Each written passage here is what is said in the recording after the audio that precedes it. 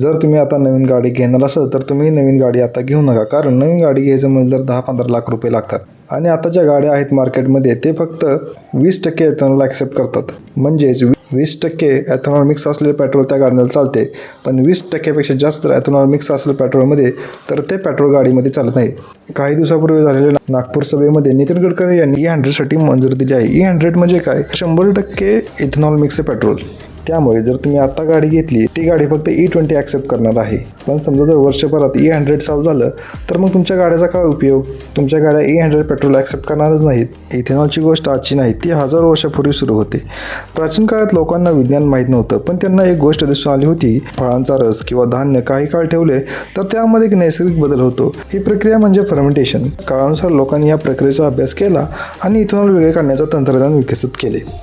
18व्या व 19व्या शतकात इथेनॉलचा वापर औषधे, रसायने आणि दिव्यांमध्ये इंधन म्हणून उपयोग केला जात होता.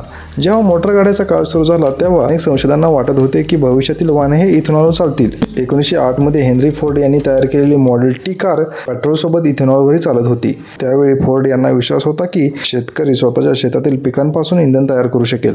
पण पुढे मोठमोठे तेल साठे सापडले, पेट्रोल स्वस्त झालं आणि जगभरात त्याचा वापर झपाट्याने वाढला. त्यामुळे इथेनॉल काही काळ मागे पडलं. 1973 मध्ये जगाला मोठा धक्का बसला. तेलाचं संकट निर्माण झालं, तेलाचे भाव अचानक वाढ लागले आणि अनेक देशांना पर्यायी इंधनाचा शोध घ्यावा लागला.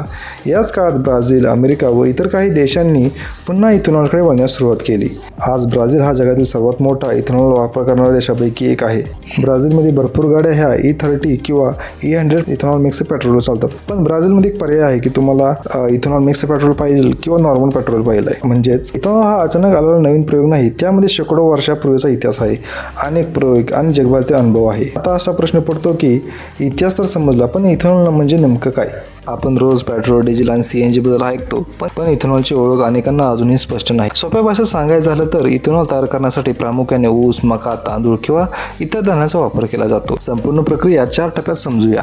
पहिली प्रक्रिया म्हणजे कच्चा माल गोळा करणे. सर्वप्रथम ऊस, मका किंवा इतर धान्य कारखान्यात आणले जाते. भारतात बहुतांश इथेनॉल हे ऊसाच्या मळीपासून तयार केले जातं. दुसरी प्रक्रिया म्हणजे फर्मेंटेशन. मळी किंवा साखरयुक्त द्रवामध्ये ईस्ट मिळवले जाते. ईस्ट साखरेचे रूपांतर अल्कोहोलमध्ये करते. ही प्रक्रिया साधारणपणे 24 ते 48 तास चालते. तिसरी प्रक्रिया आहे डिस्टिलेशन. फर्मेंटेशन नंतर मिळालेल्या द्रवामध्ये अल्कोहोल आणि पाणी दोन्ही असतात. डिस्टिलेशन या प्रक्रियेत अल्कोहोल वेगळे केले जाते आणि त्याची शुद्धता वाढवली जाते. चौथी प्रक्रिया आहे इंधनासाठी तयार इथेनॉल. इथेनॉल तयार झाल्यानंतर ते तेल कंपनीकडे पाठवले जाते. तेथे पेट्रोलमध्ये ठराविक प्रमाणात इथेनॉल टाकून ते E10 और E20 पेट्रोल तयार केले जाते. भारतात इथेनॉल पेट्रोलमध्ये मिक्स करण्याची सुरुवात ही 2003 मध्ये झाली. तेव्हा फक्त 5% इथेनॉल मिसळलं जात होतं. पण भारत दरवर्षी लाखो कोटी रुपयांचं तेल आयात करत होतं. सरकारला वाटलं की जर देशात तयार होणारं इथेनॉल वापरलं तर आयात कमी होईल, म्हणून हळूहळू E10 आणि नंतर E20 पेट्रोल आणलं गेलं. E20 म्हणजे 20% इथेनॉल आणि 80% पेट्रोल. पण यावर बरेच लोक नाराज आहेत. आता पेट्रोलमध्ये 20% इथेनॉल मिक्स केलं जातं, यामुळे गाड्यांचे ॲव्हरेज भरपूर कमी आले आहे. आजही भारतात लाखो लोक 8 ते 10 वर्ष जुनी बाईक किंवा कार वापरतात. अशा वाहनामध्ये काही रबर पार्ट्स आणि गाडीचे इंजिन हे E20साठी तयार केलेले नव्हते. त्यामुळे गाडीमध्ये काही प्रॉब्लेम येत आहे, जसे ॲव्हरेज कमी होणे किंवा काही पार्ट गंजत पण आहेत. तरी आपल्या सरकारला कळत नाही की जुन्या गाड्या ह्या E20 पेट्रोल चालू शकत नाहीत, कारण प्रत्येकाकडे काही नवी गाडी नाही आहे. आता एक नवीन प्रश्न समोर आला आहे. आज अनेक लोकांनी नुकतीच नवीन कार किंवा बाईक घेतली आहे. वाहन कंपन्यांनी त्यांना सांगितले आहे की या गाडीमध्ये तुम्ही फक्त E20 पेट्रोल टाकू शकता. E20 पेक्षा जास्त पेट्रोल तुम्ही टाकू शकत नाही, असे वॉर्निंग साईन तुम्ही भरपूर गाड्यांमध्ये बघितले असतील. पण आता सरकारने E100साठी मंजुरी दिली आहे. त्यामुळे सगळेजण विचारत आहेत की मी लाखो रुपये खर्च करून E20साठी तयार गाडी घेतली आहे. E100 मोठ्या प्रमाणात आलं तर माझ्या गाडीचं काय? कारण E20 आणि E100 यामध्ये खूप मोठा फरक आहे. E20 म्हणजे 20% इथेनॉल आणि 80% पेट्रोल, पण E100 म्हणजे जवळपास पूर्ण इथेनॉल. E100 वापरण्यासाठी विशेष प्रकारची फ्लेक्स फ्यूल व्हेकल लागते.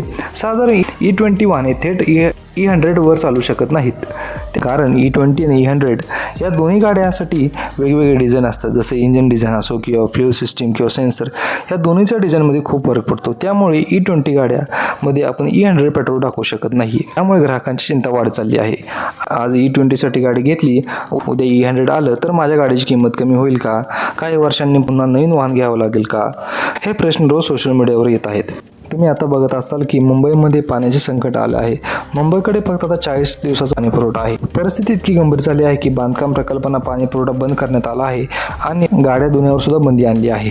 मग इथं असा प्रश्न पडतो की जर मुंबईसारख्या शहराकडे फक्त 40 दिवसाचं पाणी आहे, तेव्हा सरकार इथेनॉल उत्पन्न वाढवण्यावर इतका भर का देत आहे?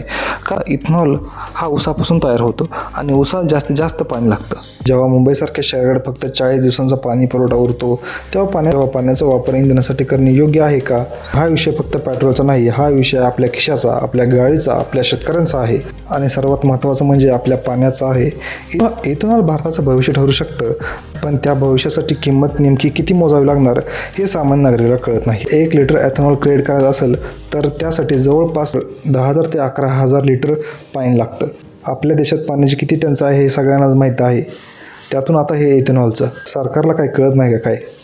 आणि यात भर म्हणजे भारतामध्ये आता AI डेटा सेंटर चालू करणार आहेत. जे AI डेटा सेंटर बाहेरच्या देशात बॅन केले आहेत, तिथल्या नागरिकांनी त्यावर बहिष्कार टाकला आहे, कारण तिथे AI डेटा सेंटरमुळे पाण्याचं खूप शॉर्टेजेस होत होतं. मग आपल्या देशामध्ये काय इतकं पाणी आहे का की त्यांना आपल्याकडे हे मोह केलं आहे? आपल्या महाराष्ट्रामध्येच बघा किती जिल्हा आहे त्यांना असं प्रॉपर पाणी भेटतं. आणि चालू वर्षी पाऊसही कमी सांगितला का? यावर तुम्हाला काय वाटतं कमेंट सेक्शनमध्ये नक्की सांगा. आपल्या चॅनलला लाईक, शेअर आणि सबस्क्राईब नक्की करा. धन्यवाद.